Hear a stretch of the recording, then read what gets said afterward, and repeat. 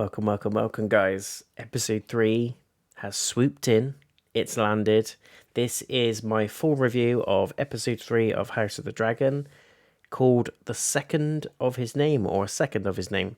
So you can kind of gather where this one's going.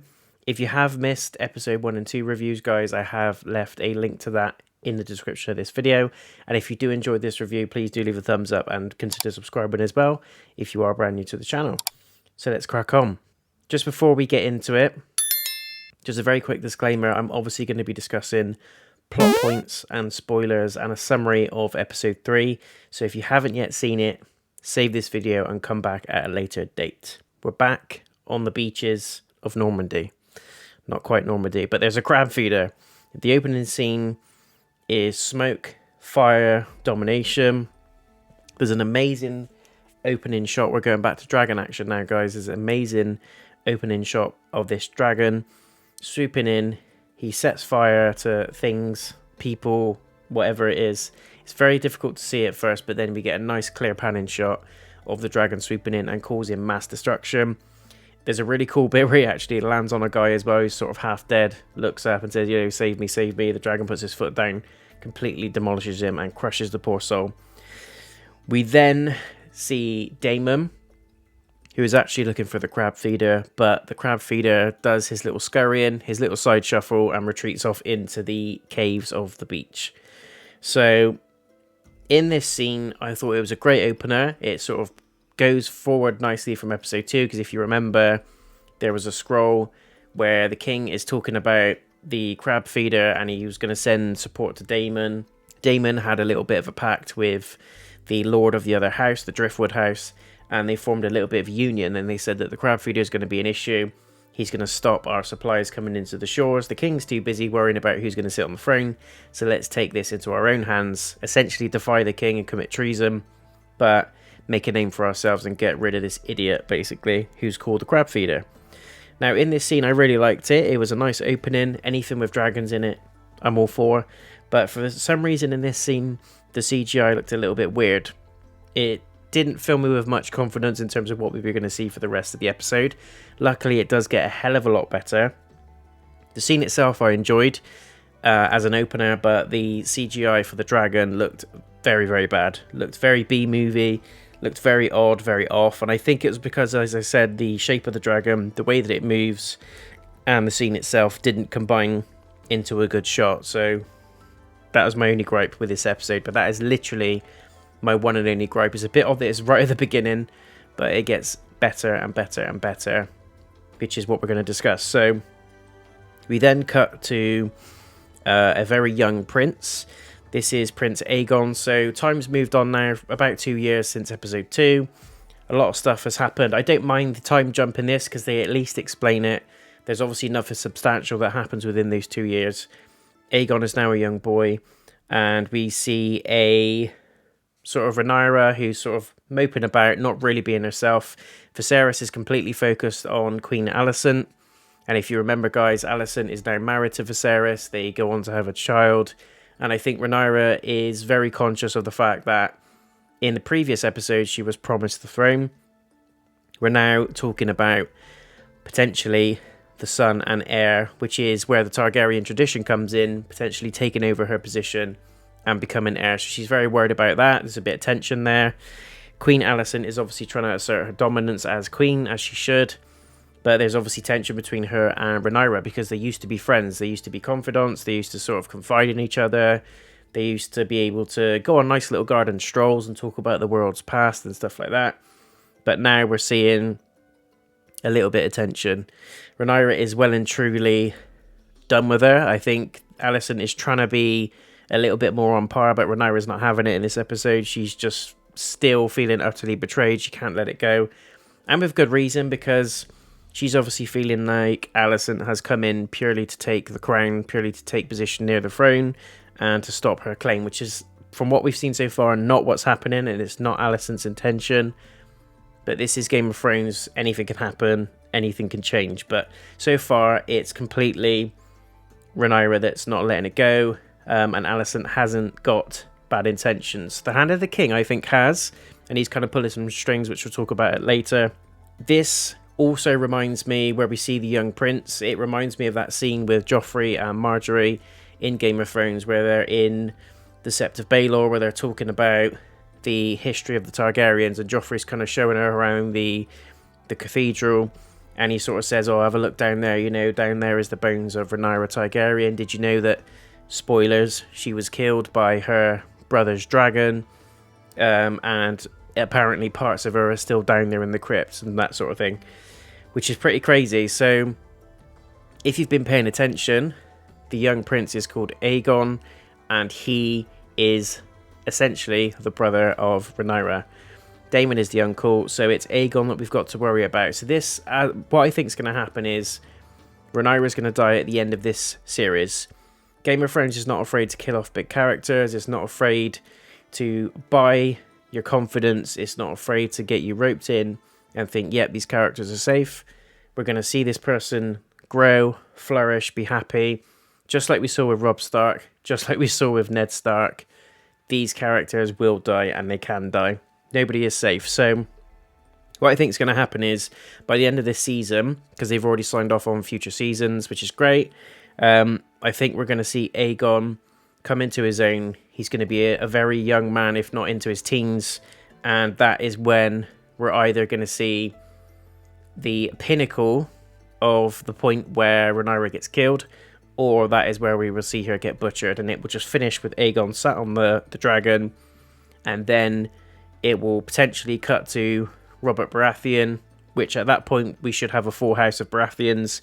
We should then start to see a shift in houses, and then that will lead nicely into season 2, where we will hopefully see a little bit more about the houses at play and what happens based on what we know from Game of Thrones. So it was just nice to see that scene and just know what's coming. It's going to be great to see how they deliver it, but it was just a nice little Easter egg for those of you that have been paying attention in the Game of Thrones series and notice that this is going to be crazy.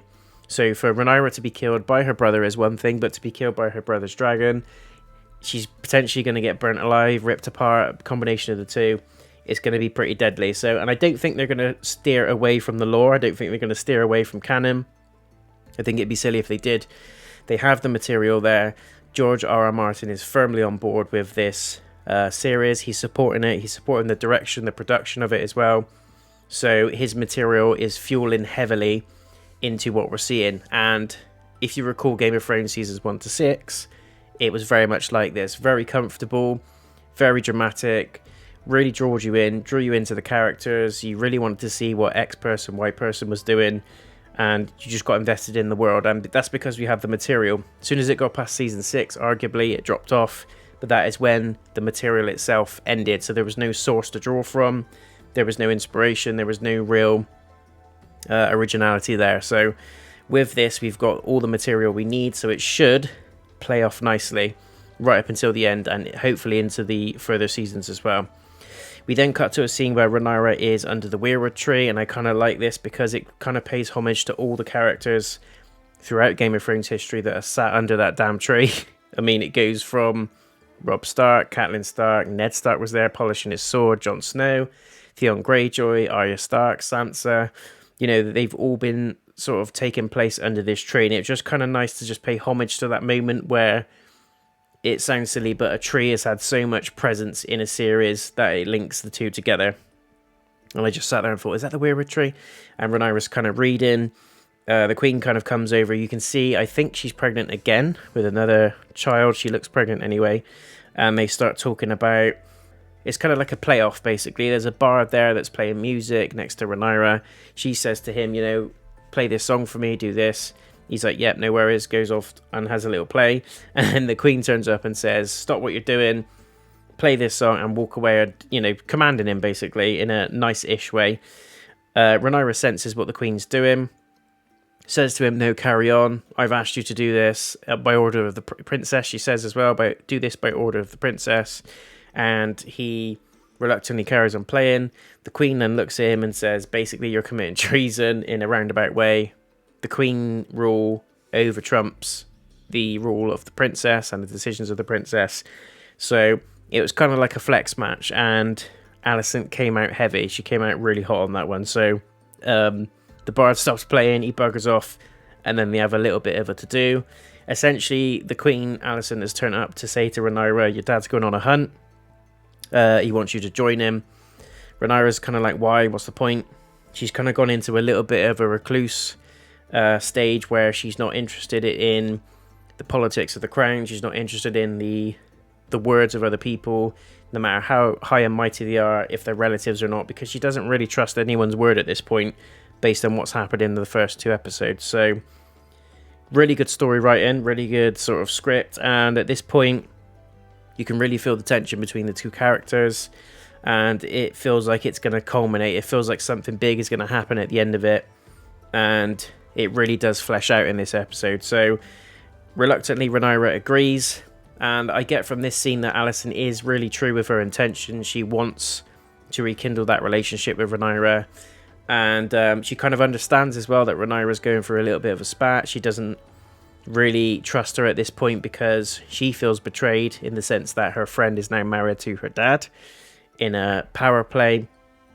But I really do feel that Alicent is not doing that. I don't feel that's her intention at all, but Rhaenyra's not having it. So anyway, she agrees to go on this hunt. We then see a little bit of a political scene between Daemon rebelling, what the king's going to do about it, and basically Rhaenyra says it's nothing to do with her, and the king, Viserys, and Rhaenyra have a little bit of an argument in front of lots of public figures. There's obviously members of councils in there.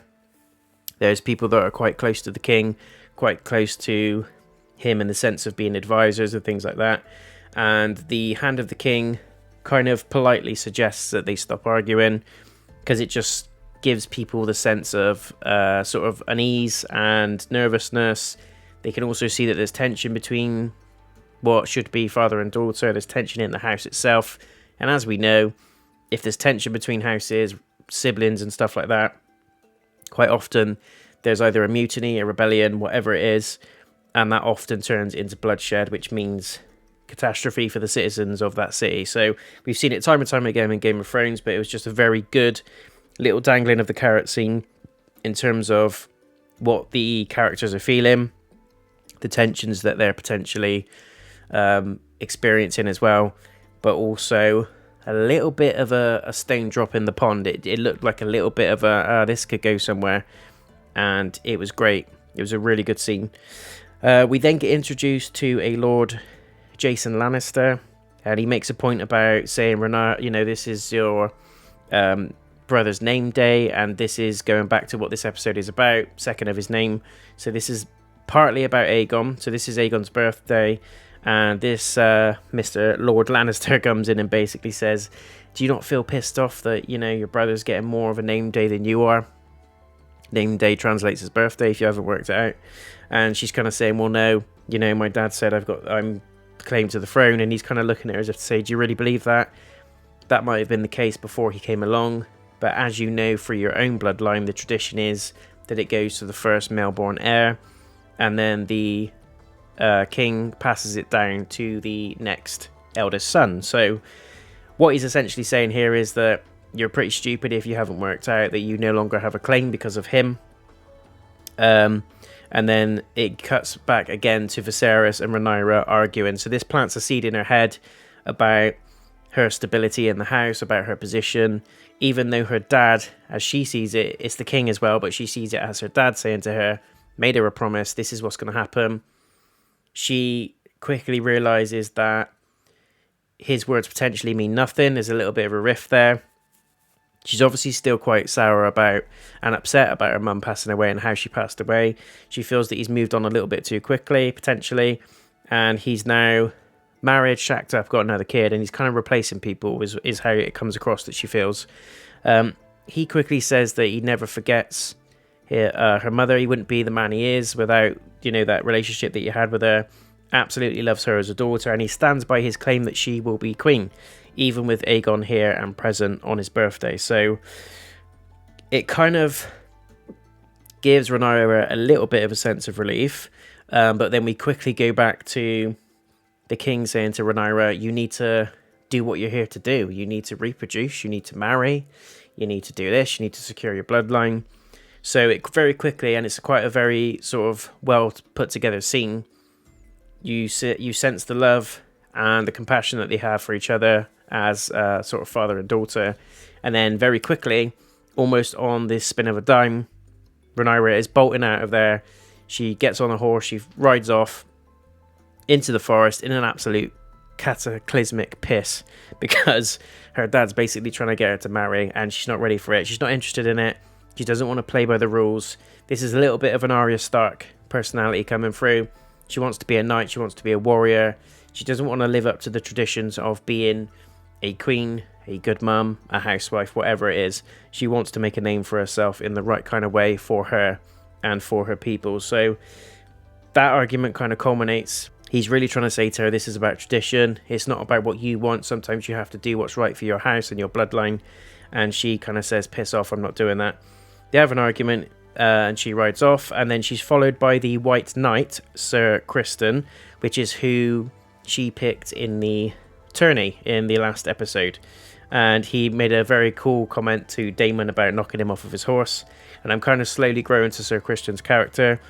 So hopefully we'll see a little bit more about him in the coming episodes. But essentially he goes after her.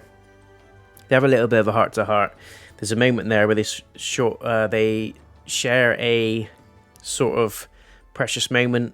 Nothing really happens between them, but they're just talking about how they both come from a line of tradition. They're both essentially breaking that tradition by being together, talking in this way. And you just get a sense that this is going to be a blooming relationship. This is something that's starting to become potentially Rhaenyra's marriage. Is she going to marry the knight? Controversial, I know, but you can't marry the Kingsguard, really. But who cares? Jaime did it with Cersei. I know they weren't officially married, but they were up to much worse. But it's on those same sort of lines. So they're breaking tradition by talking, being this close. It should just be work and all politics, no play. But you just get a sense through the conversations that they have and the dialogue in these scenes that something here is sort of planted. And we're going to see the fruits of that later on, I would imagine. We then cut to a scene with Mr. Lannister handing a sword to the king. What I really, really liked in this scene, it gave me a lot of nerves. It felt like there was tension. And correct me if I'm wrong, but the music in this scene was almost identical to the music that we heard in the Red Wedding. So do you know that very slow sort of violin? You get that, oh, nicey, there's bread on the table, we're celebrating this wedding. All of a sudden, you see the doors close. Catelyn looks up, starts to notice that there's people being shifty, moving around. And then Roose Bolton is concealing a dagger, and he sort of says, sorry about that. And then Catelyn pulls up his sleeve, or his greaves, and then sees that there's a dagger or a blade hidden in his sleeve, so she knows that something's about to kick off. I kind of got the sense that something like that was going to happen. It doesn't. But what I thought was really clever is that in this scene they make you believe that it's going to happen, and then you're sort of waiting for that moment where someone does something shifty, they set up a brutal murder scene, and it all kicks off. But we don't get it. It kind of jumps between potentially Viserys being poisoned, because there's a scene where he's drinking wine.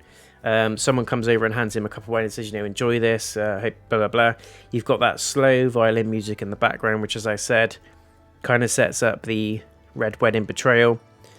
And then we're just waiting for him to drop dead, start choking, grabbing his throat. Doesn't happen. So I'm sat there thinking, why did they do that? But it's literally playing on our past experiences with Game of Thrones.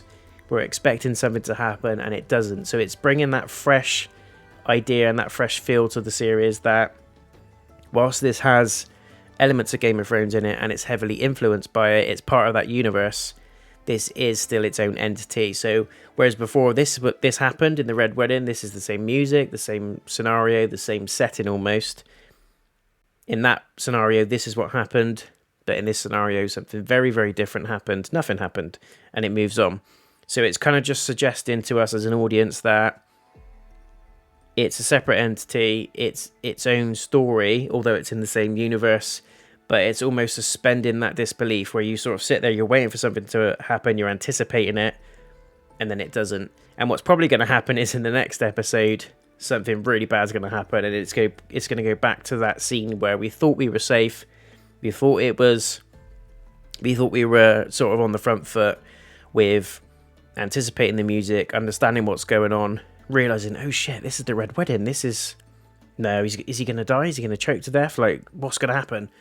We're going to go back to that and go, yes, we were right. We should have trusted our instincts. This is Game of Thrones, and it's going to go in that way, I think. But I thought it was a very well-produced scene, very, very well put together. And I wasn't the only one. I looked at the comments afterwards. I wasn't the only one that noticed online that people said this feels very Red Wedding to me. But Viserys doesn't die, at least not in this episode anyway. So we get that nice scene where there's a potential murder. It doesn't happen. Viserys goes off. He's kind of drunk at this point. He's kind of talking absolute rubbish. We then cut to a campfire chat between Sir Criston, the White Knight, and Rhaenyra.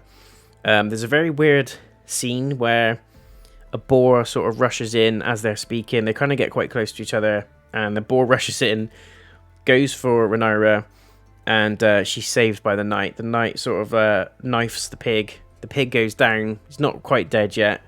And what's really odd is then all of a sudden Rhaenyra kind of loses herself, picks up the dagger, and constantly starts stabbing the pig. At this point, I was kind of like, what the hell's going on? But I think what they're trying to show us is she respected Sir Criston as a person, as a sort of person she is now confiding in, that she's growing attractive to, I think, for saving her life. But then it instantly goes back to the old homage that she doesn't like, that her father says that she needs to be a queen. She's not a warrior. Her purpose on paper is to breed, essentially, sit on the crown and just be a good political lady. She doesn't want to be like that. Like I said, she's becoming very much like Arya. She doesn't want to play by the rules. She doesn't want to play to tradition. She wants to break that, what she sees as chain. She wants to break that bond, and she wants to break that hold where she has to do this for the good of her house, for the good of her name. So she goes mental on the pig, basically showing that she can and does have a deadly side. She can do what needs to be done. She's not shy. She's not tiptoeing around. She's not someone that, oh, there's a bit of blood, I'm not going to do that. She literally slashes this pig to high heaven. She goes full Hand of Melania on it. And it is quite disturbing, but it's shown in a very clever way that she can be a queen with no restrictions, which shows sort of originality, power, and also that she's not afraid to do what needs to be done. She's not this sort of tiptoey housewife, and she's not going to be told what to do. She doesn't need to be saved because look what I did to this pig. So it's kind of like that. We then go back to a hunt where Viserys is out with his sort of kinsmen, his advisors. There's a couple of knights there, a couple of soldiers, and they're going on a stag hunt because earlier on in the episode, I think it was Jason Lannister says that there was a white stag noted in the forest, and it's a very sort of keen sign of luck, power, and basically they've said if they go out and kill this white stag, it will give the king a new level of godlike status. So the king's like, yeah, let's go kill it. So they go out looking for this white stag, and I'm wondering if the white stag is a sort of analogy of the Baratheon house, because as we know, I think it's a white stag on a green background or a white stag and yellow background, one of them. It's probably red or blue or something, but I know it's a stag, so this could be an introduction to the House Baratheon, potentially. Who knows? But I think either way, if it's not, it's just a lucky coincidence, but I think there is reason behind this white stag. I don't think it's just the case of they see it as a mystical creature. It's hard to kill. Once you kill it, you know, you're killing a god almost, and you become a god yourself because of the status of killing it. I think there is a strong link to the Baratheon house in this as well, which hopefully we'll see unveil in the future episodes. Who knows? But even so, they go looking for this stag. They find it. The king takes the spear / sword thing that the Lannister guard made him and sort of gave him as a token of appreciation. He uses the spear on the stag, completely misses the jugular. Stag falls over, he's wincing in pain, it's still alive, and he's completely missed the shot. There's a couple of people that sort of look around as if to say, is this guy really a warrior? Has he ever fought anything in his life? And I think there's a little bit of sort of break in unity there, just in thought, where a couple of them kind of look around at each other and go, was Daemon right? Was Daemon the one that was doing all the conquering and the sort of warrior aspects, whereas this guy was just kind of sat on the throne. He just comes across in this scene as a very old man, very frail, very weak. He's open to mistakes. He doesn't come across as the king that we know and have seen in the last 2 episodes. So again, very clever writing, very clever the way they presented it, and it's very subtle, the shots that you get of the reactions of the soldiers that are watching this. But once you do clock it, you're kind of like, hang on a minute, I think a few of these guys might be chipping off to Damon's place after and saying we got it wrong. But it just gives the sense that they're not completely confident in his ability to fight. So I think it will bring a lot of thought into question, and it will bring a lot of thoughts to the table in terms of, do they want to stand behind this king? Is he powerful? Is he actually the conqueror that he's been claimed to be? Or did a lot of the hard graft and the legwork be done by Daemon, which is what Daemon argued happened, if you remember it in episode 1. So anyway, the king takes another stab at it. There's one very loyal soldier that says, give it another go, sir, you know, have another go. Just to the left hand. He kind of points out to the king how to kill the stag. The king then lands the killing blow, gets it right this time, and the stag dies. This sort of symbolizes that the king is still human to me. He's still mortal. He can be defeated. He's not perfect. He's not an absolute god of a warrior. He still needs guidance. He still needs advice. Even as what we appear to be something very simple in killing a stag and going on a hunt, he needs direction on. So he's not untouchable, is what I get from this scene. Very, very clever, very well produced, very well directed. And then we cut to a scene where Rhaenyra's walking back through the village. The hunt's finished, and she's absolutely drenched in blood. We also see the boar, who has been poorly massacred in a few scenes before by Rhaenyra through her rage and her compassion to do something different, basically, to go against the grain, to be who she wants to be that warrior, to be that dragon rider. She doesn't want to be a traditional queen, and why should she? But this is basically a scene where she's walking through. Everyone sort of notices that she's covered in blood. Oh my god, the princess, you know. And she's just kind of stern-faced. She walks straight towards the top where the keep is. And behind her is a boar which has been slaughtered by Rhaenyra. So this kind of gets people looking, turning their heads and thinking, you know, she's got some balls. And there's one guy that actually laughs and he's quite proud of her, gives a little smile. And I think he's like sharpening his sword or something with a whetstone, but he sort of gives the smile and the smirk of approval. So he knew that there was fire in Rhaenyra, literally, and she's showcasing it now. It's slowly starting to come out. She's slowly starting to become a queen. She's starting to take initiative for herself and initiative for what she believes in, which is what a powerful, strong, confident queen will do. So a sign of things to come. We then cut to the hand of the king, Otto, talking to his daughter Alicent, which is now currently the queen, and they're talking about the lineage, about preserving the family. And this is where earlier I was talking about Alicent being a nice person, but I think the hand of the king has alternate agendas. I think he is very much a Littlefinger character. I think he's pulling the strings. He wants his line to be firmly in royalty, firmly on that throne, and that line needs to continue to become legendary, basically. So he's kind of talking about how Targaryen tradition is that the male always sits on the throne. It's then passed down to the first male heir and the eldest male heir, and because Aegon's now here, he should have further claim to the throne than Rhaenyra. Regardless of what Viserys has said, regardless of what he's promised, tradition is tradition, basically. Whilst he's right in the literal sense, I think there's an alternate agenda here as well. I think he is secretly thinking how much power and sense of power that would give him if not only his daughter would be queen as she is, but if his grandson is also lined up to be king.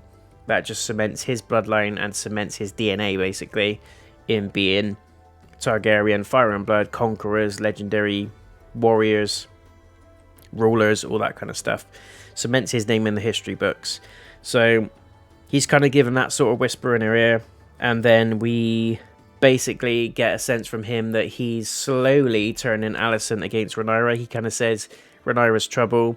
She hasn't got any sense of direction. She's unpredictable. She's never ruled. She can't make decisions for herself. We need a strong, true male king. So he's kind of trying to put that seed of doubt in her mind. And we're basically denying fate by stopping him being king. So we need to guide Viserys, because the king's currently grieving. He doesn't know what he's thinking, and he's saying all this kind of stuff to try and make Alicent go, yeah, he's kind of right. Maybe I should talk to the king. So he's very much a Littlefinger character, very much one to watch. And I think he's going to have a very interesting story arc as the story goes on, because he's pulling the strings, I feel, at the minute with Alicent. I think Alicent is a genuinely nice character. I think she's trying her best to do the right thing. But her dad, aka the Hand of the King, has other ideas. We then cut to a scene where there is the Driftwood Lords, and they're stood on the beach on like a high point on a mound, and they're talking about trying to get help for the crab feeder. So the Queen, Alicent, basically says to the king, why don't we send aid? He's your brother. Let's forget about what the argument was about. We need to give him some support. King's not having it. He says, no, it's not happening. And a couple of his other advisors are kind of suggesting that the Queen has reason. And whilst Daemon has been a little bit of a dick, he's essentially turned his nose up to the crown and the orders. He is, in essence, trying to save King's Landing. He's trying to save the port points. He's trying to save the supplies, which in turn affects the citizens, which in turn will affect the king directly. So in the end, Viserys kind of says, yeah, you're right. He gives a scroll to one of his soldiers and says, can you go to the Stepstones, give this to Daemon? The Queen kind of looks and says, well, you know, what's that? And he says it's going to be a call for aid. Daemon won't be seen dead asking for aid. He won't be seen dead asking for help, but I know he's going to need it. I'm going to tell him all he needs to do is ask for my help, and I can come and do X, Y, Z, and this can all be done. So the king kind of promises that he'll help Daemon. In return, he wants Daemon to kind of hold his hands up and just admit that he's been a bit of a dick, that he's got no claim to the throne, and just to get his ass back to King's Landing, basically, and do as he's told, like a good little boy, which we know Daemon's not going to do. So anyway, he sends the scroll off via carrier pigeon, aka trusted soldier, to Daemon. We then cut to a scene where Rhaenyra's talking to the king about saying, you know, Aegon's going to be king, my place is gone. The only reason that you are marrying Alicent is to provide an heir, because my mum couldn't do that. And there's a really touching moment where the king kind of says, I swear on your mother's memory, you will not be surpassed. He says that word for word. He says, she's taught me something as a man I'd never feel. This place is going to be empty without her. I have to stay claim to what I need to do as a king, but I will never forget your mother, and I will never forget the conversation I had with you, i.e., you will be queen one day. So this kind of gives a little bit of a sense of relief back to Rhaenyra. We see it on her face, and she's kind of happy with that, and she believes him. It's her dad at the end of the day. She's got no reason to not believe him, but we know something drastic is going to go wrong. We know eventually Aegon either claims the throne or he stakes claim to the throne, either through Viserys' means, his own means, or through the means of the Hand of the King or his mum. There's going to be an influence there. There's going to be a rebellion, and we know that because some of the houses in Game of Thrones are built on that rebellion. So it's not going to go that way, as we know with these TV shows. We then cut to the final section of this episode, and this for me was an absolute cherry on the cake. Daemon's sort of talking with the War Council. They're on the beach. They're talking about the crab feeder. One of the soldiers basically points out that they've not been getting anywhere. Every time they try and get close on the dragons, the crab feeder and his little goons just run inside and they can't get to them.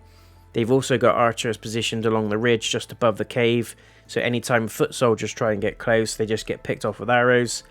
Likewise, when they try and put the dragons in there, the dragons get littered with arrows as well, and we see that in the beginning of the episode. Although dragons can't really be harmed with arrows, the amount of archers they've got lined along this wall and the sheer amount of arrows that are going into these dragons means that they don't tickle them. It does hurt quite a bit, so they can't risk the dragons in this way, so they have to come up with another plan. Daemon at this point gets the scroll. We then see him read it. He gives a little bit of a smirk, and we think, is he gonna say yes, give in? Of course he's not. This is Daemon. And by the way, Daemon is, I think, at this point, one of my favourite characters, if not my favourite character so far in the show. I think he's got a fantastic story arc. I love his personality. I love his approach. It's very much F you, I'm going to do exactly what I want. So he's just got that determination, that mix of almost Tywin, Cersei. He's got a little bit of Tyrion humour in there. He's just a good blend of great characters that we've seen in the past. And he reads the scroll. He just gives a little smile. He just rolls it back up. And then he darts off to a local boat, gets in the boat, rows himself over the break in the sea to where the crab feeder island is on the beach, gets off on the boat. He then picks up a white flag, and we're thinking, is he really giving up? At this point, what I thought was going to happen is he's going to accept the king's help. He's going to pretend that he's surrendering. The king's then going to come over the ridge with Rhaenyra, a couple of dragons, and they're going to wipe the crab feeder out. But later on, we're going to see Daemon appear like he's accepted the king's help and that he's bowed down, but he's actually not. He's then going to kill him, get him wiped out, whatever it is, or just go back to his rebellious ways almost instantly. I thought that was what was going to happen. Instead, what happens is he walks over to where the crab feeder is. What's really, really cool, he sticks the white flag in the ground, takes his sword out, holds it up and says, you know, I'm not going to fight you. It's a sign of surrender. This draws the crab feeder out of the cave. A couple of his goons walk out with him. And he sends his most trusted soldiers over to where Daemon is. Just as they're about to take the sword off of him, you get that sense that something is about to go down. And it does. Daemon pulls out a dagger, stabs the guy in front of him, takes his sword back, carves the other guy, and then literally makes a beeline run like an absolute madman to where the crab feeder is in the cave. He obviously doesn't quite make it. As he's running, he's getting pelted with arrows. He's literally running and carving as he goes. He takes out a good 15 to 20 soldiers on the way, but he does get hit with a few arrows. One goes into the leg. I instantly thought of a Skyrim joke being hit in the knee with an arrow when he went down with the arrow. But it literally incapacitates him. He falls on the floor. He gets one in the shoulder, I believe, and another one on the other side. Kind of like Boromir. And he sort of crawls under what looks like a scaffolding or some sort of wooden structure or bridge. Could be a trebuchet, it could be a barrier that the crab feeders men have built to stop people getting close to the cave. But anyway, he hides under this and it stops the rain of arrows hitting him. But at this point, he is fairly wounded. What's really, really cool, and it was predictable, but the way they delivered it was absolutely amazing. The crab feeder and his goons come out of the cave. They can see that Daemon's injured. They close in for the kill. They literally surround him in a circle. They've got their swords pointed at him, their spears pointed at him. The archers at this point are on the ridge, ready to shoot at him in case he does anything else that's crazy and drastic.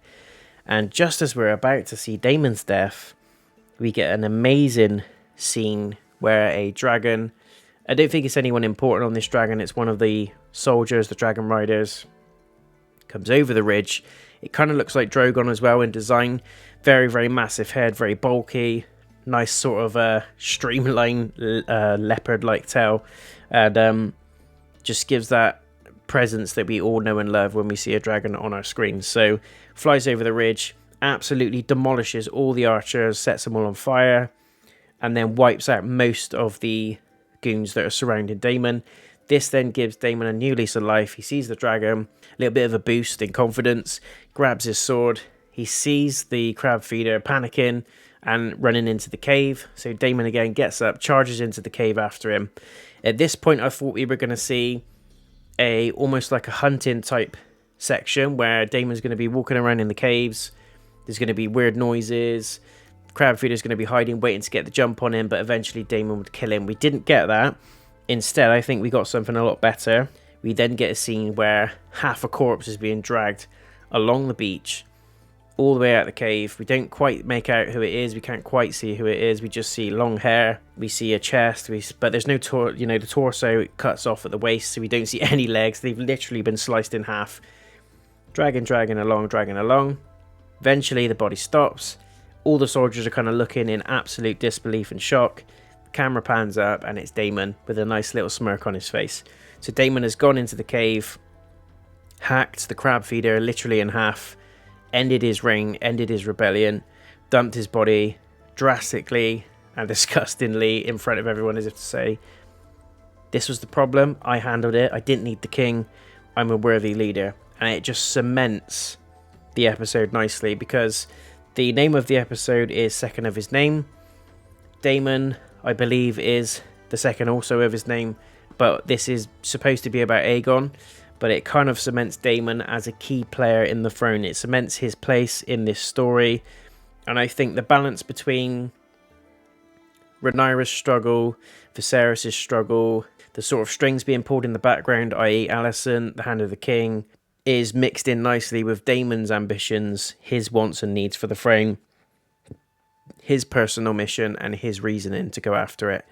And I thought it was a cracking way to end the episode. It was brutal. It was very Game of Thrones. It made sense. I think the crab feeder is now well and truly done. And that is my only gripe going forwards from this, apart from the CGI in the beginning with the dragon. My only gripe is that I hope we would have got to see a little bit more of the crab feeder.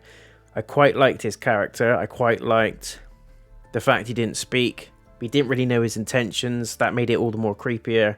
We didn't know what his purpose was, what he was trying to gain, other than he just enjoyed killing people and feeding them to his crabs. It was just really weird, but I think that gave almost like a supernatural sense to his character and made him more of a threat than someone that's, you know, a big guy like the Mountain and is just bulky and just likes carving people up. We've seen that before, so this is something different, and it gave us a sense of horror. It gave us a sense of wanting to know more about this character, but from a safe distance.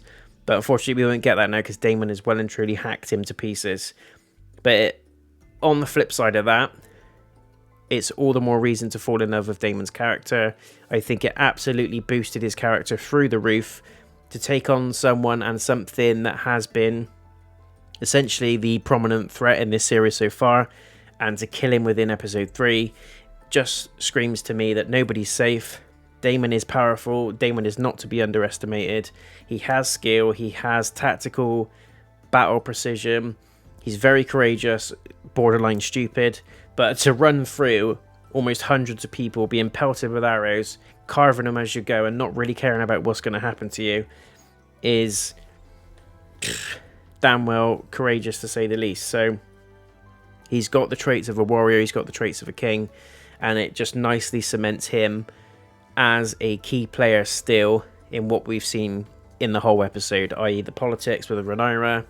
She feels she hasn't got a place, but she's shown her own sort of process of showing people that she is worthy by killing the boar, by staying firm to her opinion, reminding her dad, even though he's the king, speaking against him and saying, look, you promised me this, don't go back on your word because I won't forgive you for it. What about this, what about that? She's not afraid now to speak her mind. And also Daemon's on the other side of it as well. So, and also we've got Aegon, who is the traditional person that's supposed to get the throne. Nice innocent boy, you know, he's moved on from being a baby. He's a couple of years old now, and he's growing into what is, as we know, is going to be another threat. So I think this episode was fantastic. I think it encompasses everything we love about Game of Thrones. Great storytelling, great script, fantastic fight scenes. There was dragons in here as well. CGI on the whole was great. I didn't like the first section, but on the whole it was great. There's a real threat and a sense of threat from the crab feeder. Said absolutely nothing, but we get the sense of dread. We get the sense of sort of ominous threat. We have some political sort of scenes that make sense. We get a good character development for Rhaenyra, for the king even. The Hand of the King still having sort of moments in the background as well behind all the main players. And Daemon absolutely took the spotlight at the end. So there's lots of pieces moving forward on this chessboard at the moment, and I cannot wait to see what happens in episode 4 and beyond. As I said, I think my personal feeling is going to be that Rhaenyra dies at the end of this season, but that's not going to be until the very last episode. I think Viserys is also going to die, but the minute Viserys dies, I don't know if it's going to be at the hands of Daemon. I can't remember exactly in the literature how it happens, but when Viserys dies, that throne is going to be like a bag of chips to a flock of seagulls. There's going to be so many people gunning for that thing. There's going to be fights, there's going to be nastiness, there's going to be war, there's going to be tension, there's going to be rebellion, there's going to be drama. So I cannot wait for that either. So I think Viserys is going to die. I think Rhaenyra is going to die by the end of this season, but I think Daemon and Aegon potentially will move on into season 2. I think Daemon's character is building to be one of the key draws in this show. Rhaenyra's great, don't get me wrong, but I think we've seen that already. We've seen that story arc with Daenerys, so they need to kind of go with something different. And I think they're not afraid to go down that route either. So, as I said, we've got the source material, we've got the books, we've got the literature. I think they're going to pay homage to it, and I think they're going to stay true to it, especially with George Martin working in the background with them. And I'm very keen to see where it goes. I think everything about this episode was absolutely fantastic. As I said, my only gripes with it were the starting CGI with the dragon in the beginning, and the fact that the crab feeder is now dead. But most of you don't give a shit about that probably. You think, yeah, he was just a useless character. But I really liked the pull towards it. I liked the way that they built up his threat and his power. And that battle scene at the end was absolutely amazing. So we got a good mix of drama, great dialogue, great acting, some funny scenes. We got the sort of gruesomeness with the boar and the stag. And I think potentially that's going to be the kickstart of Houses of the Future as well, i.e. the Baratheons.